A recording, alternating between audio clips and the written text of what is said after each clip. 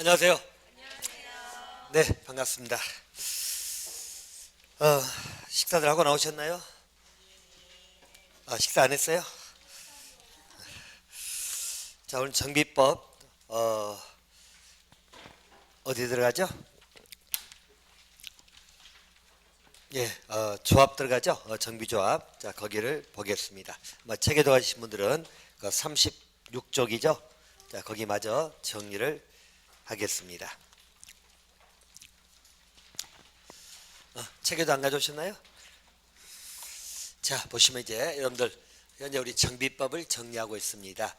정비법이 가장 쉽죠? 반응이 없네. 자, 정비법 정리하다시피 기본 절차 다시 한번 살펴드리면, 자, 보통 우리 정비 기본 계획이 있다고 말씀드렸죠? 자, 절차를 쭉 한번 보세요. 정비 기본 계획이 있다. 그죠? 그래서 우리 정비법은 정비 사업을 하는 건데, 정비 사업을 하기 위해서는 계획이 있어야 된다겠죠? 정비 기본 계획이 있다. 물론 이제 그 위에는 기본 방침이 있다고 말씀드렸네요. 자, 기본 방침은 그냥 국장이 수립하는 것이다. 방향을 잡아주는 거다. 이렇게만 보시고요. 자, 방침이 있으면 이제 거기 맞춰서 계획이 2개 들어간다겠죠? 자, 정비 기본 계획하고 또 무슨 계획? 그죠? 정비 계획이 있다. 이렇게 보시면 됩니다. 그래서 크게 말하면 정비 기본 계획하고 정비 계획. 자, 계획을 세우고 나면 그다음 뭐 한다겠죠? 구역 지정하죠? 정비 구역을 지정합니다. 자, 구역을 지정하면 그 구역에서 정비 사업을 한다겠죠? 그죠? 그래서 기본적인 틀은 이렇게 정리하면 됩니다. 자, 그래서 일반적으로 우리 정비법은 크게 말하면 이건 끝낸다겠어요? 계획 세우고 구역 지정하고 아울러서 사업을 한다. 이렇게 보시면 됩니다. 그래서 이게 가장 기본적인 절차로 보시면 되겠고, 자, 물론 이 중간에 여러분이 정비계획을 수립하는 시기가 도래된 시점에 재건축 사업에서 뭐 한다겠죠? 안전 진단을 할 것이다. 또 정비계획은 위반 제한할 수 있다 없다? 있다. 위반 제한 이 부분이 나올 것이고요. 그래서 한마디로 정비법은 여러분 정비 계획을 세우고 구역을 지정해서 정비 사업을 하는 거다. 딱 틀은 그렇게 보시면 돼요. 알겠죠? 보시고 이 계획이 2개 있죠. 자, 먼저 기본 계획 세우고 정비 계획, 그리고 구역 지정, 그리고 나서 정비 사업을 한다. 보시면 되겠고요. 자, 그리고 정비 사업의 종류는 여러분 3가지 있다겠죠? 자, 뭐 주거환경 개선 사업, 재개발 사업, 재건축 사업입니다. 그럼 말 그대로 우리가 시설, 즉 정비 기반시설이 열악하고 또 노후 불량 것처럼 밀집돼 있다. 그런 사업은 무슨 사업? 열악하고 밀집 재개발 사업이, 그죠? 극히열하고 가도 밀집 나오면 주거환경 개선. 자, 기반시설은 양호하지만 노후 불량 것처럼 밀집돼 있다. 재건축 사업이. 그래서 그거 기억하시면 됩니다. 그럼 이제 사업이 진행되기 위해서는 여러분 가장 출발이 뭐라겠죠? 시행자가 나와야죠. 그래서 우리 구역 지정 이후에 시행자가 지정되는 거다. 이렇게 보시면 돼요. 시행자가 정해지면 시행자는 계획을 작성한다겠죠? 자, 그 계획이 시행계획, 그러니까 사업 시행 계획이다. 이렇게 보시면 돼요. 시행자가 계획을 작성해서 이건 인가를 받아야 한다겠죠? 인가. 자, 인가를 받고 인가는 고시를 한다겠어요. 인가는 고시는 따라가는 것이고, 원래 사업 시행계획 인가가 나오게 되면 사업을 시행해야 되지만 정비 사업은 우리 3개 사업이 모두 다 건축물 등을 지어야 되겠죠. 자, 그래서 분양을 받아서 공사를 하더라. 꼭 기억하세요. 우리 분양받기 위해서는 먼저 뭐냐죠? 분양을 한다고 통지 공고해야 되겠죠. 그래서 일반점들 우리 분양에 통지 공고가 들어갈 거다. 분양 통지 공고가 있으면 거기다 분양 신청이 된다겠죠. 신청. 자, 신청을 받아가지고 분양 계획을 작성한다겠어요. 분양 신청을 받아서 분양 계획을 작성한다. 그때 분양 계획을 우리 뭐라고 한다고? 관리 처분 계획. 관리 처분 계획이 작성이 될 겁니다. 관리 처분 계획이 작성이 되면 역시 이것도 인가를 받아야 돼, 안 받아야 돼? 받아야죠. 인가를 받는다 이렇게 보시고요. 자, 그럼 이제 여기서 여기까지는 우리가 말하는 분양 절차로 생각하시면 돼요. 그죠? 그래서 우리 분양을 받는 절차를 거쳤다. 자, 그러면 관리 처분 계획 인가고시 이후에는 뭐 한다겠죠? 철거, 공사가 들어가는 것입니다. 알겠죠? 공사. 자, 공사 끝나면 뭐 한다고? 준공인가. 알죠? 공사 끝나면 준공인가를 거치겠죠? 자, 그럼 공사 끝났어요. 자, 재건축해서 아파트 지었습니다. 자, 그러면 그 다음 뭐 할까요? 자, 완료고시는 기본 따라가는 거니까 완료고시하고 아울러서 소유권을 넘겨줘야 돼, 안 넘겨줘야 돼? 그렇죠. 그러니까 소유권 이전 처분입니다. 소유권 이전 처분하고 이것은 고시한다겠죠? 고시. 자, 그래서 소유권 이전 고시를 할 거다 이렇게 보시고 아울러서 소유권의 변동은 언제 발생한다?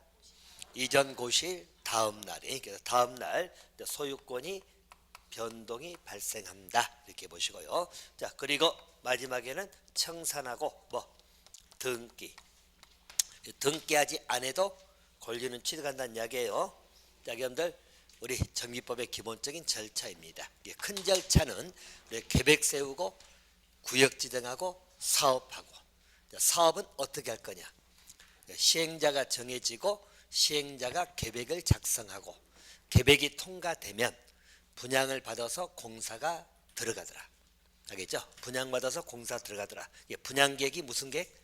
관리 처분 계획이. 알겠죠? 그리고 나서 공사 끝나면 준공 나올 것이고 준공 나온 다음에 소유권을 넘겨주는 소유권 이전 처분할 것이다. 알겠죠? 소유권 이전 처분하고 고시하면 소유권의 변동은 언제 발생한다? 이전 고시일 다음 날이. 자, 그리고 나서 이제 마지막 청산이나 등기. 자, 그러면 절차는 끝난다 이렇게 기억하시면 되겠고요. 자, 아울러서 이제 우리 자세히 기본계획이라든가 정비계획, 구역, 정비사업 등은 다 정리를 드렸습니다. 자, 이제 시행자 부분에서 자, 지난번에 말씀한 것처럼 주거환경 개선 사업은 사업 규모가 제일 크다겠죠. 누가 시행자 된 경우라고? 시장, 군수 등. 그죠? 그리고 재개발 사업은 조합이나 토지 등 소유자. 재건축 사업은 조합. 알겠죠? 그것도 기억해 두시고 아무래도 시행 방법에 관한 것도 한번 기억나죠? 자, 우리 주거환경 개선 사업은 내지는 재개발, 재건축은 전부 다 관리 처분계획 방식에 의하는 건 공통이라고 말씀드렸네요. 대신 환지 방식을 취하지 않는 게 무슨 사업? 재건축이. 자, 그리고 또 주거환경 개선 사업은 그 예외 수용이라든가 개량 방식을 다 취할 수 있다. 자, 그런 말씀을 드렸습니다. 자, 그럼 이제 됐고요. 자, 시행자 부분에서 조합 부분 나오죠. 자, 거기 교재 36쪽 보시기 바랍니다. 자, 조합에 관련돼 가지고 일명 정비조합입니다. 이게 정비사업조합이라고 생각하시면 돼요. 여러분들 우리 정비조합은 두 가지가 있죠. 자, 뭐 재개발조합하고 재건축조합. 이게 정비조합은 두 가지가 있어요. 주거환경 개선 사업은 조합이 없다겠죠. 근데 재개발하고 재건축 조합이 있다. 그럼 여러분들 정비조합의 기본 특징 잠깐 말씀드리면 일단 정비조합은 여러분 여기는 법인입니다. 자, 법인이란 말은 성립할 때 등기를 해야 돼, 안 해야 돼? 해야 돼. 그래서 기본적으로 등기가 요하는 법인이다. 하나 기억해 두시고. 자, 두 번째는 자, 정비조합은 우리 개발조합이나 주택조합하고 다르게 자, 여기는 추진위원회가 있습니다. 알겠죠? 그래서 추진위원회가 있다는 거. 일반 우리 개발조합이나 주택조합에는 추진위원회가 없거든. 정비조합은 추진위원회가 있다는 것 특징이에요. 추진위원회가 있다라고 하는 것을 봐두시면 될 것 같습니다. 자, 이제 조합의 성립 과정을 먼저 정리 드리면 이렇습니다. 자, 보세요. 일반적으로 우리 정비조합은 제일 처음에 조합 설립 추진위원회가 구성이 돼야 돼. 알겠죠? 그래서 조합을 설립하기 위한 추진위원회가 구성이 되는 것이에요. 그래서 맨 출발점은 설립 추진위원회가 있다. 추진위원회가 구성이 되면 절차는 뭡니다. 자, 일반점들 수진이 구성되면 그 다음에 조합 설립 인가를 받아야 되거든. 알겠죠? 그래서 조합에 설립 인가를 받는다. 큰 걸 먼저 봅니다.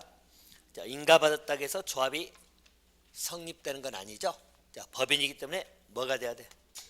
설립 등기가 돼야 됩니다. 자, 큰 절차 이제 이렇게 보시면 되겠고, 자, 그럼 이제 들어갑니다. 자, 조합 설립 추진 위원회가 구성이 되고 인가 받으려면 인가 신청을 해야 되겠죠. 인가 신청을 합니다.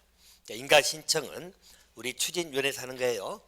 알겠습니까? 그래서 인가 신청을 할 것이고, 또 조합의 설립 인가를 받으려면 최소한 조합의 모습을 갖추고 있어야 되거든. 그죠? 추진위원회가 창립 총회를 개최하는 겁니다. 알죠? 창립 총회. 창립 총회를 개최한단 말의 의미는 뭐냐면, 일반적 추진위원회에서 설립 인가를 받으려면 조합의 실체가 있어야 돼, 없어야 돼? 있어야 되겠죠. 그래서 우리 창립 총회에서 정관도 작성하고 임원도 뽑고, 알겠죠? 그래서 조합의 모습을 갖춰가지고 인가 신청이 들어갈 거다. 이 보시고, 아울러서 여러분들 설립 인가는 누가 해주죠? 누구? 자, 지난번에 정비구역 이후에는 다 누구 찍으라겠죠? 시장, 군수 등 찍으시면 돼. 그래서 일반점들에게는 시장, 군수 등의 인가를 받을 거다. 그리고 인가 나오면 보통 30일 이내 주된 사무소 소재 설립 등기를 해야 될 것이고, 설립 등기함으로써 조합은 뭐가 되죠? 성립. 성립되는 시기는 등기 시예요. 알겠죠? 인가 나올 때 성립하는 건 아니다. 자, 그러면서 하나 봅니다. 자, 추진위원회는 어떻게 구성될까요? 자, 추진위원회 구성하기 위해서는 먼저, 자, 5명 이상의 운영위원이죠. 위원. 자, 플러스 뭘 작성하죠? 운영 규정을 작성합니다. 운영 규정. 알겠죠? 자, 그리고 나서 소유자 얼마 이상 동의 받습니까? 과반수 동의를 받아. 자, 그리고 나서 우리 시장 군수 승인을 받아야 됩니다. 자, 이러면 이제 우리 설립 추진위원회가 구성되는 것이에요. 추진위원회 구성에 관한 것 보세요. 자, 추진위원회 구성하려면 일단 추진위원회에서 몇 명 이상의 위원? 5명. 알겠죠? 자, 여러분들 요 7명 하면 안 돼. 우리 개발조합에서는 소유자 7명 이상이 정관 작성했죠? 도시개발조합. 근데 정비조합에서는 추진위원회는 몇 명 이상의 위원이 있어야 돼? 5명 이상의 위원. 7명 하면 안 돼요. 좀 개발조합 다 잊어먹었죠? 잘했어요. 5명 이상입니다. 우리 도시개발조합은 7명 이상의 토지 소유자거든. 알겠죠? 근데 여기는 5명 이상 위원이고, 또 한 가지, 여러분 추진위원회는 조합이 아니에요. 조합을 설립하기 위한 위원회에 불과하게 된 조합이 아니라고. 그래서 운영규정 작성한다, 정관을 작성한다. 그 조합이 아니라니까. 조합이니까 정관이라면 마저 틀려. 틀리다고. 정관이 없지. 추진위원회는 조합이 아니라니까요. 조합을 설립하기 위한 위원회에 불과하다고 생각하시면 돼요. 자, 그래서 운영규정을 작성하는 거지 정관 작성하면 틀려. 아울러서 또 소유자 3분의 2 이상의 동의다, 가반수 동의다. 가반수. 또 시장군수 허가를 받는다, 승인상이다. 승인. 이렇게 보시면 됩니다. 추진위원회는 이렇게 구성이 되는 거다. 이렇게 보시면 되고요. 아울러서 한 가지만 더 추가하면, 일반점들 추진위원회 임원은 우리 보통 조합 같은 뭐점들? 조합 같으면 조합의 임원은 뭐예요? 조합장 있고 이사 있고 감사 있잖아. 알겠죠? 조합의 임원들은 조합장, 이사, 감사거든. 자, 추진위원회는 조합장이 아니고 위원장, 그리고 뭐가 있다? 감사. 자, 여기는 이사는 없습니다. 이것도 하나 봐두시고, 추진위원회는 아직 조합이 아니기 때문에 그래요. 알겠습니까? 조합이 아니다. 조합 전 단계, 조합을 설립하기 위한 추진위원회에 불과하다. 이렇게 보시면 됩니다. 자, 그래서 추진위원회 이렇게 보시고, 추진위원회가 구성이 되면 창립 총회를 개최한다겠죠? 그래서 조합의 모습을 갖춰야 돼. 그까지 인가신청 들어가지. 조합의 모습을 갖춰서 이제 창립 총회에서 정관도 작성하고 임원도 뽑고 그렇다고 생각하시면 돼요. 알겠습니까? 자, 그래서 이제 조합을 모습을 갖추면 인가 신청이 들어가겠죠? 시장 군수에게 설립인가 달라고 신청이 들어갑니다. 자, 이때 인가 신청할 때는 일반적 토지 등 소유자 동의를 받아야 돼요. 알겠죠? 동의를 받아가지고 동의서가 첨부가 돼야 돼. 신청서에다가 이 동의서가 들어가야만 인가가 나옵니다. 만약에 동의서 안 들어가면 또 동의 정족수 충족 못하면 인가 안 나와요. 인가 안 나오면 조합이 설립이 안 되겠죠? 이렇게 보시면 됩니다. 자, 이 동의 정족수는 여러분 대단히 출제 많이 됐던 테마고 중요한 부분입니다. 자, 거기 아마 오른쪽에 그 나와 있을 거예요. 오른쪽에 보이죠? 정비사업자에서 설립 동의 보인가요? 오케이. 자, 일단 동의 정족수만 기억하시면 되는데, 자, 여러분들 외우기 편하게 이렇게 정리될 테니까 한번 보시기 바랍니다. 자, 일반적으로 조합을 설립하기 위해서 필요한 동의 정족수입니다. 자, 우리 조합은 두 개 있다고 말씀드렸죠? 자, 뭐 재건축 조합하고 재개발 조합이 있고, 또 재건축 조합은 단지 내 주택단지 안 내가 있고 단지 밖에 있다는 것이에요. 이렇게 해서 구별하시면 됩니다. 자, 일반적으로 재건축은 주택단지 내에서 할 때는 보통 아파트 생각하시면 돼요. 주택단지 밖에 있는 것은 뭐죠? 단독주택이나 상가등, 알죠? 그것도 재건축의 대상이 되기도 합니다. 자, 그렇게 보시면 되겠고, 자, 재개발 조합입니다. 동의 정족수예요. 자, 이 동의 정족수는 세 개가 공통되는 게 자, 전체 소유자 총수의 4분의 3 이상의 동의를 받아야 됩니다. 전체 소유자 총수 얼마? 4분의 3 이상 동의. 이것은 세 개가 똑같아요. 알겠습니까? 똑같이 동의를 받아야 돼. 재건축 조합이든 재개발 조합이든 인가 신청할 때 필요한 동의 정족수예요. 자, 여러분들 도시개발조합에서 설립인가 받잖아. 그때도 동의 받았죠? 정족수 기억나요? 됐어요. 거기서 우리 면사면도 소 2분의 1 동의였잖아. 도시개발조합은. 근데 우리 정비조합은 종류가 많다 보니까 이제 쪼개진다고 생각하시면 돼요. 알겠죠? 그래서 재건축 조합 같으면 설립인가 신청 들어갈 때 동의를 받아야 되는데, 이제 동의 정족수가 일단 단지 내, 주택단지 안, 주택단지 밖, 알겠죠? 그리고 재개발입니다. 전부 다 소유자 총수의 4분의 3 이상 동의를 받아야 돼요. 자, 그리고 이제 차이는 전부 다 엔드, 면적이 다 틀려요. 자, 일단 제일 위부터. 자, 여기 면적은 면적 4분의 3 이상에 해당되는 소유자 동의입니다. 알겠죠? 자, 그 다음에 이제 주택지 밖에는 뭐죠? 면 3분의 2 내려가면 돼. 재개발은 면 2분의 1입니다. 이것만 차이가 나죠? 그죠? 그래서 여기 편하게 순서 바꿨으니까 이렇게 보세요. 다시 보면 재건축 조합은 주택단지 내라면 동의서를 가지고 들어가야 된다는 이야기예요. 동의서가 안 들어가면 인가 안 나와요. 이제 동의 정족수는 자, 우리 주택단지 내든 주택단지 밖이든 재개발 조합이든 세 개 공통 뭐라고? 소유자 총수의 얼마 이상? 4분의 3 이상 동의는 다 똑같아. 알겠습니까? 소 4분의 3을 먼저 잡아놓으시고, 자, 면만 틀리잖아. 자, 면적 4분의 3 이상 해당되는 소유자 동의를 받아야 되는 것은 단지 내, 또 면적 3분의 2 이상 해당되는 소유자 동의를 받아야 되는 것은 단지 외, 주택단지 밖. 자, 그리고 재개발은 면적 얼마? 2분의 1입니다.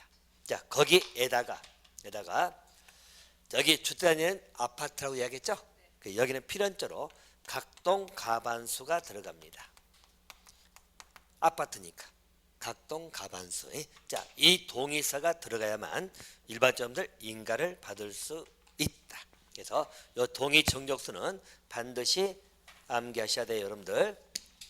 알겠습니까? 이게 안 받으면 인가가 안 나온다, 이렇게 보시면 됩니다. 자, 여러분 앞에 재건축이면 여러분 단지 내잖아요. 그래서 주택단지가 있을 거 아니에요.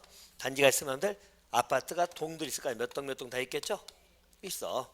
자, 물론 이제 이렇게 가운데 분포될 수 있지만 한쪽에 치우쳐 있을 수도 있기 때문에 여기 면적 4분의 3 이상 해당되는 소유자 동의도 받아야 돼요.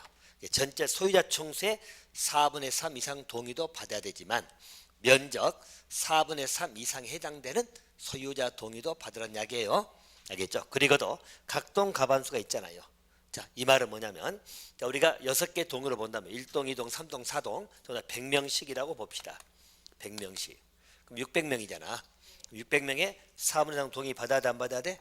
받아야지. 그죠? 자, 그리고 또 면적 4분의 3 이상이니까 이 전체 면적의 4분의 3 이상. 이제 이 동의 분포도가 틀려. 알겠죠? 이쪽이 치우칠 수도 있고 그럴 거 아니에요. 그래서 면적 4분의 3 이상에 해당되는 소유자 동의도 받아야 돼요. 자, 그리고 중요한 것은 각동 가반수입니다. 자, 이 말은 뭐냐면 자, 우리가 전부 다 100명씩인데 6개 동에서 소 4분의 3이나 면 4분의 3은 충족이 됐거든. 근데 여기 1동만 동의를 48명밖에 안 했어. 100명인데 여기는 가반수가 돼야 안 돼? 그렇지. 그럼 한 동이라도 가반수가 안 되면 재건축 조합은 설립한다 못한다? 인가 안 나와. 알겠습니까? 그래서 각동 가반수란 말은 각 동마다 가반수는 넘어야 돼, 안 넘어야 돼? 넘어야 돼. 한 동이라도 가반수가 안 나오면 인가 안 나와요. 알겠습니까? 그래서 이렇게 만약에 한 동만 48명이 나면 다 통과됐다면 추진위원회에서는 요동 들들 복수입니다. 이제 동의받아야 할 거 아니야. 3명 부족해서 통과가 못해요. 인가 안 나오면 재건축은 사업을 못하잖아. 알겠습니까? 그래서 각동 가반수가 따라갑니다. 대신 여기 밖에는 아파트 아니고 단독이나 상가 생각하시면 된다니까 각동 가반수가 없을 것이고 재개발은 뭐 아파트만 하는 거 아니잖아요. 그래서 여기는 소 4분의 3인데 면 2분의 1 면만 잘 기억하시면 되겠죠. 그리고 여기 네만 각동 가반수가 추가된다. 암기할 수 있겠어요? 아주 잘 나오는 문제입니다, 여러분. 알겠죠? 그래서 정돈해 주시기 바랍니다. 대신 이거 외워놓고 어디에서 나오는 거라고? 외우기 넣어놓고 또 어딘지 모르면 안 돼. 정비조합에서 설립인가 신청할 때 필요한 동의 정적수예요. 알겠습니까? 자, 도시개발조합에서는 동의 정적수가 뭐라고? 면 3이 and 소 2분의 1. 도시개발조합은 그 하나밖에 없고 정비조합은 조합이 많다 보니까 이렇게 쪼개진다고 생각하시면 돼요. 외우기 편하게 소 4분의 3은 전부 다 공통이야. 알겠죠? 면만 기억하면 되겠죠? 그죠? 그럼 주단에 내가 면 4분의 4 밖에는 3분의 2 재개발은 2분의 1 그리고 주단에 내는 각동 가반수가 추가되더라. 됐나요? 딱 그렇게 암기해 놓으세요. 자, 그러면 될 겁니다. 자, 그러면 됐고요. 그 다음에 이제 여러분 다시 N쪽으로 가면 조합원이 나오잖아요. 조합원의 지위, 조합원은 몰라죠? 토지 등 소유자라죠? 대신 재건축 조합은 동의 한 자만 조합원 됩니다. 알겠습니까? 자, 이 말은 뭐냐면 여러분들 우리 볼까요? 지난번에 여러분들 우리 도시개발조합 봤잖아요. 도시개발조합입니다. 자, 또 우리 재개발조합이 있죠? 또 재건축 조합이 있네요. 현재 개발법에서 도시개발조합, 정비법에서는 재개발조합하고 재건축조합 나오잖아. 알겠습니까? 자, 그러면 일반적으로 우리 이 사업 자체는 저도 공공성이 강하다고 제가 말씀드렸지만 그 중에서 재건축은 공공성이 좀 약하다겠죠? 재건축은 시설 설치한다 안 한다? 안 한다. 곧 이 말은 뭐냐면 자, 도시개발조합이나 재개발조합은 공공성이 강하기 때문에 우리가 공공조합의 성격으로서 강제 가입이 되거든. 자, 강제 가입이라는 것은 뭐냐면 여러분이 의사가 되면 의사협회 회원이 돼야 안 돼요? 안 돼봐서 몰라? 자동 돼. 변호사 되면 변호사협회 회원이 되는 겁니다. 강제 가입이야. 약사돼도 약사 회원이 되는 거야. 공공성이 강한 그 단체나 조합들은 강제 가입인 거야. 마찬가지로 우리 개발과 재개발 조합은 공공성이 강하기 때문에 여기는 조합 설립에 동의를 안 해도 아까 동의 종족수 있잖아. 동의하는 사람 있을 거 아니에요? 동의하지 안 해도 조합원이 된다 안 된다? 된다. 개발과 재개발은 조합 설립에 동의 안 해도 조합은 되는 것이에요. 근데 재건축은 여기에 비해서 공공성이 약하다겠죠? 재건축은 말 그대로 헌집 벌고 새집 받는 거잖아. 도로 설치한다 안 한다? 안 한다. 자, 그래서 여기는 동의하지 않은 사람은 조합원 돼야 안 돼요? 안 돼. 동의한 자만 되는 거야. 재건축 조합은 동의한 자만 되고 개발 재개발 조합은 동의 안 해도 조합은 되는 것이에요. 이렇게 하나 봐두시면 됩니다. 자, 이전 일단 넘어가고요. 임원 하나 봅니다. 정비조합의 임원은 거기 나와 있죠. 자, 임기 3년이고 연임할 수 있고, 자, 임원의 지위에서 그 회장 나오는데 회장 조합장 바꾸세요. 조합장을 밖에서 회장님 부르는데 조합장이지. 알겠죠? 자, 조합장 1인. 자, 그리고 이사는 3명 이상이죠. 근데 조합원이 100명 초과되면 5명 이상이고, 감사는 1명 이상 3명 이하예요. 감사는 제일 많아봐야 3명. 이렇게 보시면 됩니다. 또 임원의 결격 사유가 5가지 나오죠. 첫 번째는 제한 능력자죠. 또 두 번째는 파산받고 복권되지 아니한 자. 자, 세 번째는 근거 이상형 받고 끝나고 2년 미경과자. 또 4번은 근거 이상형 받고 집행 유예 기간 중에 있는 자. 5번만 동그라미 치세요. 5번. 5번. 자, 5번 동그라미 친 이라고 한 이유는 5번 내용이 뭐죠? 자, 100만 원 이상 벌금형 받고 몇 년 미경과? 10년 미경과입니다. 이제 이게 5년에서 10년으로 바뀌었고요. 아울러서 여기 동그라미 치라고 한 이유가 뭐냐면 우리 개발조합죠. 도시개발조합도 임원의 결격 사유가 있거든. 알겠죠? 우리 개발조합에서 건너뛰긴 했습니다만 임원의 결격 사유가 나와. 근데 1번부터 4번까지는 공통이야, 공통. 5번은 정비조합 임원에만 있는 거예요. 알겠습니까? 그래서 5번 동그라미 쳐놓으시라는 이야기예요. 벌금 100만 원 이상 받고 10년 미경과자는 정비조합 임원의 결격 사유입니다. 하나 보시고, 자, 또 그 밑에 요건이 나오는데, 자, 이것은 여러분 이렇게 보시면 돼요. 일반적으로 임원이 되기 위해서, 자, 우리 임원 아까 말씀드렸죠? 우리 조합장, 이사, 감사인데 결격 사유라는 것은 소극 요건이에요. 다시 말하면 이건 갖추면 돼, 안 돼? 결격서 있으면 안 되는 거야. 안 되는 것이고, 자, 그 밑에는 자격 요건이야. 자격 요건은 갖춰야 되는 거야. 알겠죠? 이건 갖추면 안 되는 것이고, 결격서 임원 안 되는 거죠? 예, 자격 요건은 갖추고 있어야 될 요건이에요. 그래서 적극 요건이라는 말 쓰기도 합니다. 이 자격 요건이 작년에 다 추가된 것들이에요. 크게만 두 가지가 있죠. 자, 거주 요건이 있고 또 한 가지 뭐 소유 요건. 알겠죠? 자, 거주는 여러분 몇 년 이상? 1년 이상. 소유는 몇 년 이상 소유하고 있어야 돼? 5년. 알겠죠? 그래서 거주는 1년 이상 거주하고 있어야 되고, 자, 소유는 몇 년 소유해야 돼? 5년 이상. 1년 5년 기억하시고, 대신 이제 조합장 부분에 제한이 하나 붙은 게 뭐냐면 조합장 맡아가지고 그 지역에서 다른 데 이사 가버리면 조합장이 뭐야? 알겠죠? 그래서 이제 조합장은 이사를 못 가게 못을 박아놨어. 언제까지 이사 가지 마라? 관리처분계획 인가. 이게 분양까지 다 끝나고 나서 이사 가라는 이야기야. 알겠죠? 그 다음 공사할 때는 뭐 상관없죠? 공사할 때 이사 가야 되니까. 그래서 관리처분계획 인가할 때까지는 조합장은 이사 가면 돼, 안 돼? 안 돼. 거기서 거주하고 있어라. 자, 그 요건이 들어갔다. 이렇게 보시면 되겠습니다. 자, 그럼 됐고요. 오른쪽에 총회하고 대위원회가 나오는데 그건 대위원회만 잠깐 체킹하고 그 의결 정적수는 나중에 다시 보충할 거예요. 자, 대위원회만 하나 봅시다. 그럼 대위원회는 조합원이 100명 이상일 때는 대위원회를 둘 수 있다, 둬야 된다. 그렇지. 우리 개발조합에서 어쨌죠? 50명 이상일 때는 둘 수 있다고 했잖아. 그래서 그 차이로만 봐두시면 될 것 같습니다. 자, 그러면 됐고 이제 오른쪽 안전이라는 말씀드렸고 30페이지 갑니다. 자, 사업시행계획 인가 나오잖아요. 인가. 자, 시행자가 작성해서 인가는 시장, 군수 등의 인가를 받습니다. 알겠습니까? 보시고. 자, 그리고 자, 사업시행계획 인가에서는 바로 이제 오른쪽으로 분양시적으로 바로 넘어갈 겁니다. 알겠습니까? 자, 이건 여러분, 자, 이제 요 절차로 갈 건데요. 이건 지우겠습니다. 꼭 암기하셔야 돼요. 자, 몇 가지만 잠깐 말씀을 드립니다. 자, 보시면 우리가 계획이 4개 있다고 말씀을 드렸죠. 계획 4개. 제일 빠른 게 뭐라고? 정비 기본계획. 그죠? 그리고 정비 계획. 그 다음에 사업 시행계획. 자, 그리고 관리처분 계획입니다.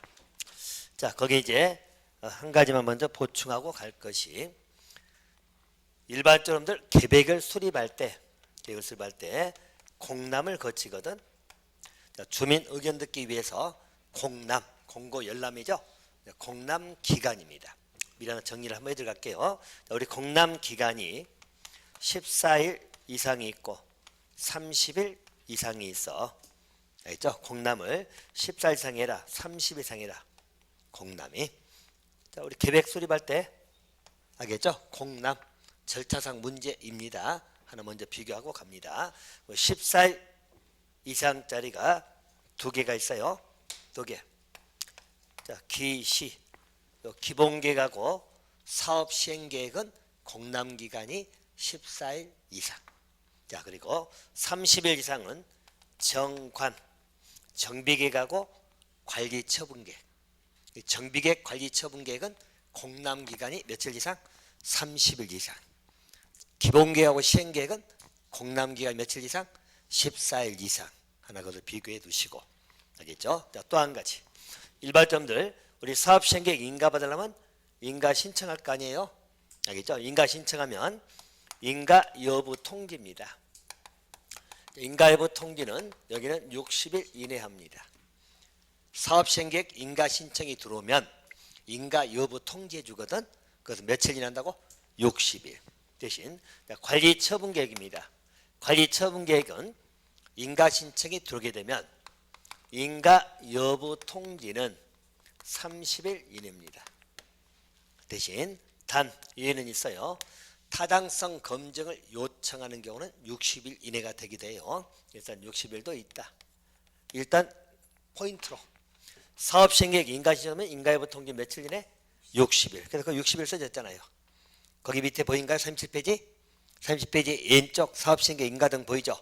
인가해가지고 시행자 자서 인가 시장수 받는데 인가 여부 통지는 며칠 이내? 60일. 자, 그리고 관리처분계획은 인가 여부 통지 며칠? 30일. 알겠죠? 일단 두 개 비교를 하시라는 이야기예요.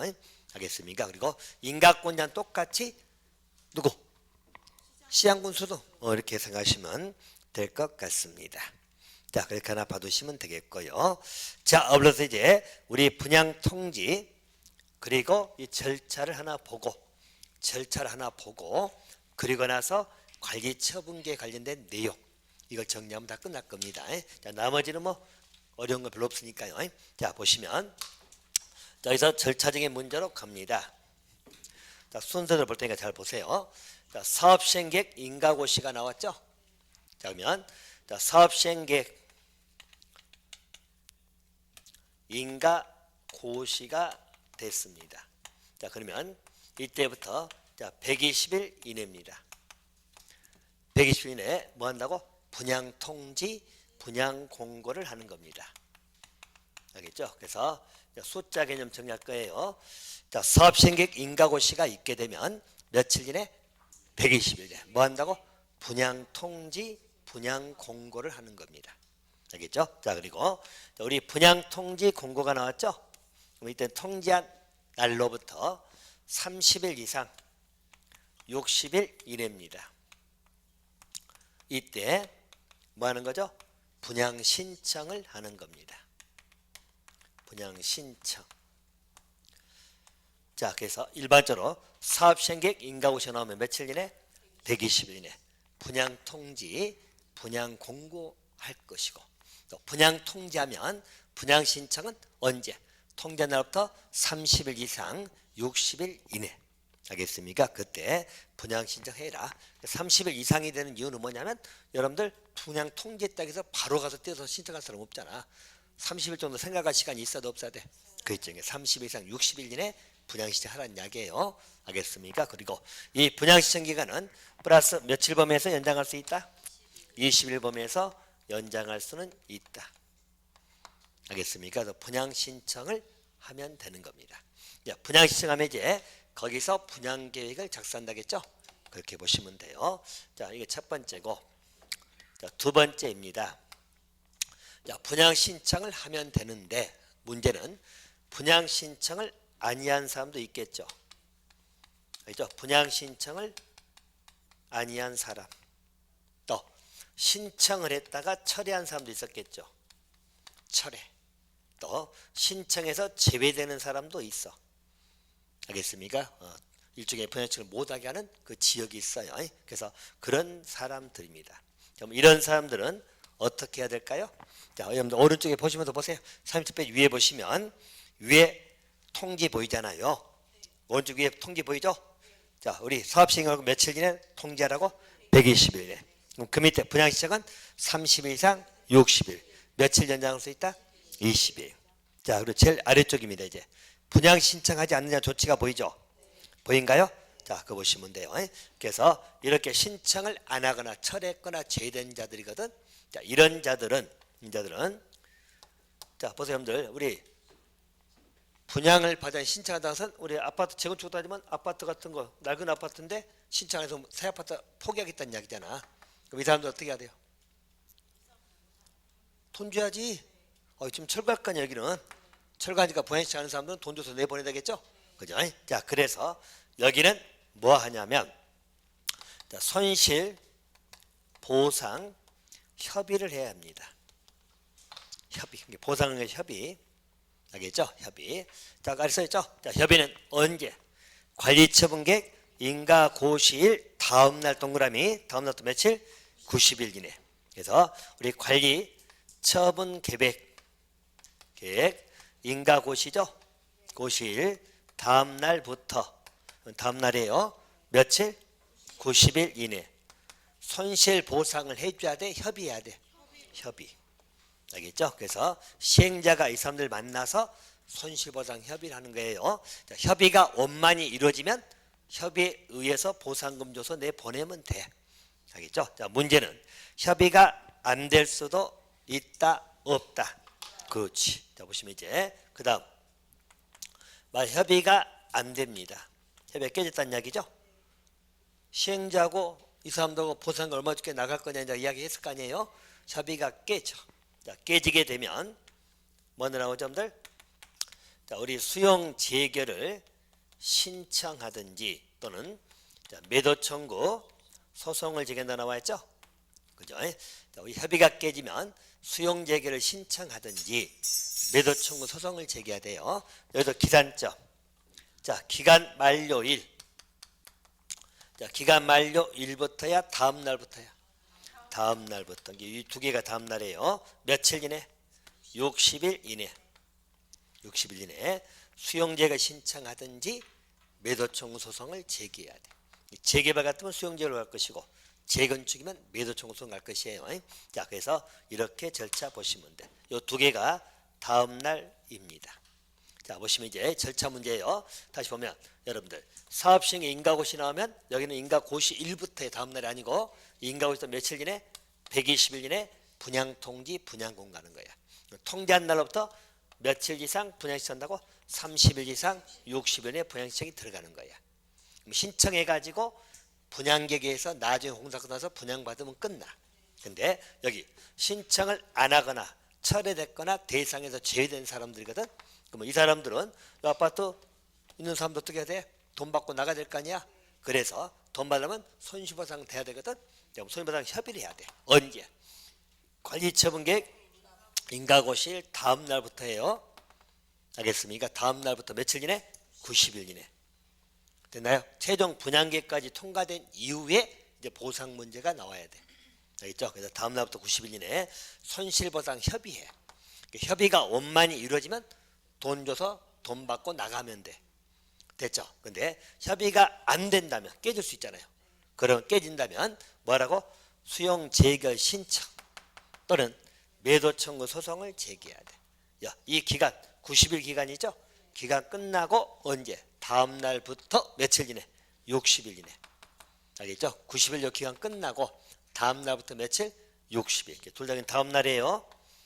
알겠습니까? 그래서 이때 수용 재결 신청하든지 매도 청구 소송을 제기해라. 이렇게 봐두시면 될 것 같습니다. 자, 거기는 그 정도 정리하시면 되겠고요. 자, 바로 다음 쪽 넘어갑니다. 자, 관리처분계획 나오잖아요.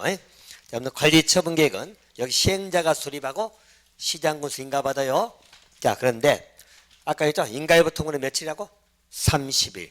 대신 위에 타당성 검증을 요청할 때는 60일 내 통보입니다. 알겠습니까? 아까 적어졌죠? 30일이지만 예외적 60일 있다고. 타당성분 요청할 때는 60일에 통보한다. 하나 봐두시면 되겠습니다. 자, 일단 내용은 넘어가시고 수립기준 보인가요? 수립기준에서는 그 주택공급 문제가 하나 보이죠? 주택공급 문제. 자, 여기는 이제 이것만 또 하나 정리를 합시다. 세부적 내용은 한두 가지 안 되다 거의 체킹하고 자세한 것은 또 3월달에 보충할게요. 우리 관리처분계획 인가가 되면 우리 관리처분계획에 의해 가지고 관리처분계획 분양계획이라고 말씀드렸죠. 그죠? 그래서 주택 공급을 하는 겁니다. 자, 주택 공급할 때 원칙이라고 생각하시면 돼요. 주택 공급 원칙. 알겠죠? 자, 그럼 여기는 정리하면 자, 우리 원칙은 1주택 공급이 원칙입니다. 자, 주택을 몇 개 갖고 있던 주택을 공급하는 것은 몇 개 주는 게 원칙이라고? 1주택 공급이 원칙. 됐죠? 대신 이해입니다. 예전 일단 개수만 보고 딱 한두 가지 특징 있는 것만 말씀드릴게요. 자, 예외적으로 우리 조례에 의해 가지고 공급할 수도 있어. 조례는 이제 지방마다 좀 차이가 나게 공급할 수도 있고, 또 2주택을 공급할 수도 있습니다. 또 3주택까지 공급할 수도 있어. 자, 또 소유하고 있는 주택 수만큼, 자, 우리 보유하고 있는 소유 주택 수만큼, 자, 소유하고 있는 주택 수만큼 공급할 수도 있다. 그래서 원칙은 1주택 공급이 원칙이에요. 알겠습니까? 그런데 조례에 의해서 공급할 수도 있고 2주택을 공급할 수도 있고 3주택까지 공급할 수도 있고 또 소유하고 있는 주택 수만큼 공급할 수 있다는 이야기예요. 가지고 있는 주택 수만큼 주기도 합니다. 그래서 이제 여러분들 딱 특징만 하나 봅시다. 3주택까지 공급하는 것하고 이거 두 개. 자, 거기 써졌죠? 자, 3주택 공급하는 것은 과밀 억제 권역에 위치하는, 잘 보세요, 여러분들. 과밀 억제 권역에 위치하고 있는 재건축 사업입니다. 알겠죠? 그래서 위치하고 있는 무슨 사업? 재건축 사업에서만 가능하고 플러스 이 지역이 투기 가열 지구라든가 또는 우리 조정 대상 지역이거든. 이게 아닌 지역. 자, 이럴 때 얼마까지 공급할 수 있다고? 3주택까지 공급할 수 있습니다. 자, 반면에 자, 주택 수만큼 가지고 있는 주택 수만큼 공급하는 것이에요. 여기는 가밀 억제원이 위치하지 아니합니다. 아니하고 재건축 사업이야. 역시 투기 가열지구나 조정 대상 지역이 아니어야 돼. 알겠습니까? 그럼 이제 차이점 하나 찾았나요? 자, 과밀 억제 권역에 위치하고 있는 재건축 사업이라고 나와 있죠? 이때는 몇 주택까지 공급할 수 있다고? 3주택까지. 그죠? 대신 과밀 억제 위치하지 아니하는 재건축 사업이에요. 자, 그러면 여기는 얼마까지? 가지고 있는 주택 수만큼 공급할 수 있다. 그렇게 보시면 됩니다. 알겠습니까? 보시고 대신 둘 다 공통이 무슨 사업에서만? 재건축 사업입니다. 자, 그리고 이 지역이 투기가열지구나 조정 대상 지역이 둘 다 아니어야 돼요. 알겠습니까? 그렇게 보시면 돼요. 자, 예를 들어서 여러분들 이 두 개만 잘 비교하시면 돼. 그리고 나머지 이제 우리 근로자 기숙사 우리 숙소도 있고 또 우리 국가 등이 하는 것도 있고 하는데 나중에 보충하고 이 두 가지만 잘 비교하세요. 과밀억제 있고 없고. 자, 이 말은 우리가 일정한 지역이 있을 거 아니에요.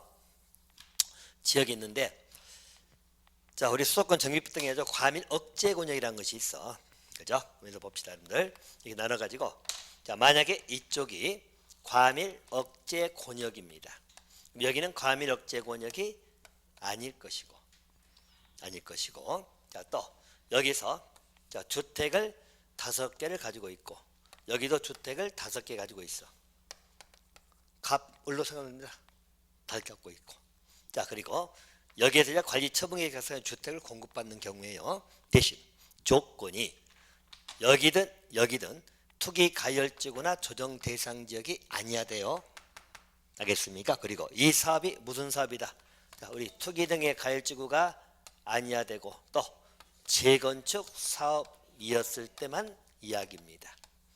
조건이. 자, 그럼 봅시다. 여기서 갑은 을은 갑은 몇 채를 받는다는 이야기죠? 가압류 억제 위치하니까 갑은 5개 갖고 있어도 몇 개까지밖에 못 받아? 3개까지밖에 못 받아. 알겠죠? 갑은 3주택을 받는다는 이야기죠? 3주택이. 자, 을은 몇 개까지 받을 수 있어?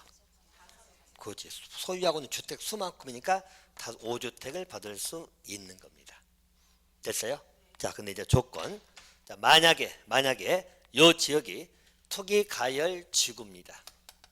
자, 투기 가열 지구라고 봐버리면 갑하고 을은 그죠? 전부 다 1주택씩밖에 못 받아. 또 온치로 가니까. 자, 또 만약에 재건축이 아니고 재개발 사업이다. 몇 개 받아? 1주택. 예배가 아니면 전부 다 1주택이니까. 알겠습니까? 그래서 재건축 사업이라고 이야기했잖아.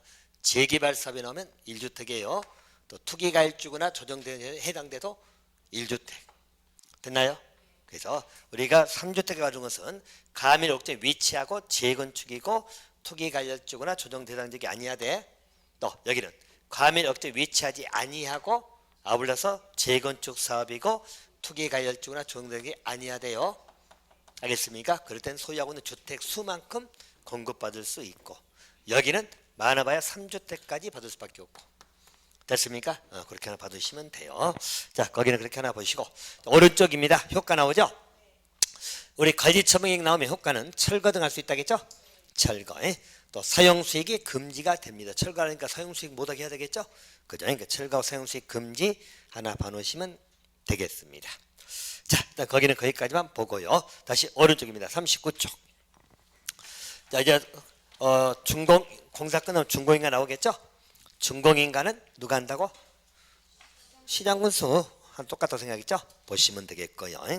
자, 그리고 나서 이제 소유권 이전이 들어가는데 이 단계입니다, 여러분. 자, 보세요. 여기서 완료고시 했잖아요. 그럼 이제 준공 끝났어. 끝나고 이제 소유권 넘겨주려면 그 세부 절차, 이제 입실태 한번 나왔었죠? 입실에 거기 써졌잖아. 자, 대지 확정 측량 나오죠? 그리고 분할, 그리고 분양받을 적이 뭐죠? 통지. 측량, 분할, 통지입니다. 알겠죠? 자, 그래서 이걸 왜 나중에 쪼개냐고 누가 물어보던데 여러분 생각, 정비 사업을 할 때 쪼개가지고 사업하겠어? 단지 전체 사업하겠어? 전체 사업하지. 다 나눠가지고 사업할 수 없잖아요. 그래서 한 다음에 마지막에 측량해서 분할하고 통지하는 것이에요. 통지는 분양받을 적에 통지하는 것입니다. 알겠습니까? 그래서 측량, 분할, 통지입니다. 순서. 자, 그리고 나서 소유권 이전 처분하고 고시한다겠죠? 고시합니다. 다음 여기는 핵심. 소유권 이전 고시하면 효과 나와 있죠? 언제 소유권을 취득한다고? 이전 고시일 다음 날. 자, 그러면 됩니다. 자, 그리고 나서 등기하면 되겠죠? 등기는 안 해도 권리 취득한다는 이야기예요. 이때 등기 신청은 14일 이내다 지체합시다. 왼쪽에 지체 조금만 있어있잖아. 우리 도시개발법에서는 14일 이내 했잖아. 여기는 지체 없이 등기 신청한다고 생각하시면 돼요. 자, 그러면 됐고. 자, 오른쪽에 청산금 보입니다. 일반적으로 청산금, 일반적으로 징수 지급해야 되겠죠? 라고 보시고요. 자, 일단 청산금에서는 그 소멸시 하나 잘 보세요. 자, 소멸시효는 5년이잖아. 문제는 기산점. 소유권 이전 고시 1부터 5년이다. 다음 날부터 5년이다. 다음 날 동그라미. 알겠죠? 그래서 소유권 이전 고시 다음 날부터 5년간 행사하지 않으면 소멸됩니다. 알겠습니까? 자, 그거 하나 정돈해 주시면 될 것 같습니다. 자, 다음 쪽 나옵니다. 임시 거주시설하고 쭉 나오는데, 자, 이건 여러분 딱 이거 하나만 정리해 놓으시면 되겠습니다. 정리. 자, 보시면 어느 사업이 있는 것만 잘 보시면 돼요. 자, 우리 주거 환경 개선 사업이 있고, 자, 또 우리 재개발 사업이 있고 또 우리 재건축 사업이 있네요. 자 보시면 한 두 가지씩만 일단 적어드릴게요. 보세요. 나중에 하더라도 자 주거환경 개선 사업에 있는 것이 여러분들 임시 거주시설 나오거든. 임시 거주시설은 주거환경 개선 사업하고 재개발 사업에서만 나옵니다. 자, 임시 거주 설치하는 문제는 어느 사업이라고? 주거환경 개선하고 재개발 사업. 알겠습니까? 하나 봐두시고. 자, 또 한 가지. 주거환경 개선 사업은 국민주택채권에 매입이 배제, 매입하지 않아도 됩니다. 매입에 관한 규정이 적용되지 아니한다. 그래서 매입이 적용되지 않는다는 게 배제란 말 쓰거든. 국민주택채권을 매입하지 않아도 돼. 일반적으로 사업하려면 여러분들 국민주택채권 매입을 해야 되거든. 자, 근데 우리 주거환경 개선 사업은 국민주택채권 매입을 안 해도 된다. 알겠습니까? 매입 배제. 또 재개발 사업이 맞는 것은 여러분들 임시 상가 설치입니다. 자, 임시 상가 나오면 재개발 찍으시면 돼. 알겠습니까? 재개발에만 나옵니다. 또 재건축 사업에 있는 것은 여러분 우리 앞에 안전진단 했죠. 안전진단은 재건축만 나겠죠. 자, 또 한 가지 매도 청구입니다. 자, 매도 청구예요. 매도 청구는 재건축 사업에서만 나옵니다. 두 개는 재건축 사업에만 있는 것이고 요놈은 재개발 사업. 그래서 임시 거기서는 두 개 있어요. 주거환경 사업하고 재개발 사업에서 나온다는 것. 또 국민주택채권 매입 배제 나오면 주거환경 개선 사업. 임시 상가 나오면 재개발 사업에서 하는 겁니다. 알겠습니까? 보시고. 자, 여러분 매도 청구는 뭐죠, 여러분들? 팔고 나가라는 이야기야. 쉽게 해서 여러분들 재건축 사업은 보세요. 자, 우리 조합 설립에 동의를 안 한 사람들이 있죠. 조합에 동의 안 했겠죠? 자, 또는 토지 또는 건축물 소유자입니다. 자, 여러분들 재건축 사업에서는 토지 또는 건축물 소유자는 토지 등 소유자가 된다 안 된다? 재건축 사업 토지 등 소유자는 토지 또는 건축물 소유자입니까? 둘 다 갖고 있어야 됩니까? 아, 그렇지. 이건 소유자가 아니잖아. 또는이니까 하나만 갖고 있는 사람들. 또 조합 설립에 동의하지 않은 사람들이죠. 그죠? 그럼 이런 사람들 땅이나 건축물 있을 거 아니에요? 그럼 여기에 대해서는 재건축 사업은 수용을 한다 못 한다? 수용을 못 한다니까. 예외적으로 천재지변 등일 때만 수용을 할 수 있습니다. 원래 재건축은 수용 못 해요. 알겠죠? 그럼 이때 수용하지 못하고 뭐 한다? 매도 청구를 행사하는 거야. 팔아라고. 알겠죠? 팔고 나가라는 이야기야. 쫓겨난다고 이야기했잖아. 하나만 갖고 있으면. 알겠죠? 매도 청구 행사하는 게 이게 매도 청구예요. 알겠습니까? 그래서 팔고 나가라. 매도 청구는 직접 수용하는 건 아니에요. 왜 못하냐면 재건축은 조합에서 하잖아. 조합이 무슨 수용하겠어. 그리고 재건축은 공공성이 좀 약하다겠죠. 그래서 매도 청구권 행사해서 이 사람들 팔고 나가라고 하는 거예요. 알겠습니까? 매도 청구하는 것이고. 근데 문제는 팔고 나가라면 잘 나가나? 그러죠. 그래서 일반적으로 결국은 소송까지 가는 거야. 매도 청구 소송으로 넘어가는 거예요. 알겠습니까? 왜냐하면 여기 사람들이 보통 뭐 가운데 막 알박기 한 사람도 있고 막 그럴 거 아니야. 그죠? 근데 여기 땅만 갖고 있거나 뭐 이런 사람들이야. 그럼 결국 매도 청구 대상되거든. 그럼 나가라고 청구할 거 아니에요. 팔고 나가라고. 안 나가면 어쩐다고? 결국 소송 갈 수밖에 없다니까. 소송까지 가가지고 길어지는 게 어쩔 수 없어. 알겠습니다. 매도 청구 대상되는 겁니다. 자, 그렇게 하나 봐놓으시면 됩니다. 그래서 재건축은 동의하던 자를 수용하는 게 아니에요. 뭐 한다고? 매도 청구. 예외적으로 천재지변 등 이럴 때는 예외적 수용하는 것이고 기본적으로 수용 못합니다. 수용하지 못하고 뭘로 간다고? 매도 청구. 오케이. 자, 여기까지 정리하시면 될 것 같습니다. 됐나요? 자, 정의법입니다. 이번 차지한 점은 절차 위주로 좀 봐두시고 몇 가지 살붙이는 것은 제가 최소화시켰어요. 더 나가고 싶은 마음이 굴뚝 같은 데 참았어. 그러니까 일단은 이 절차 위주로 잘 기억해 놓으시면 돼요. 알겠습니까? 오케이. 자, 10분 쉬었다 이제 건축법으로 바로 들어가도록 하겠습니다.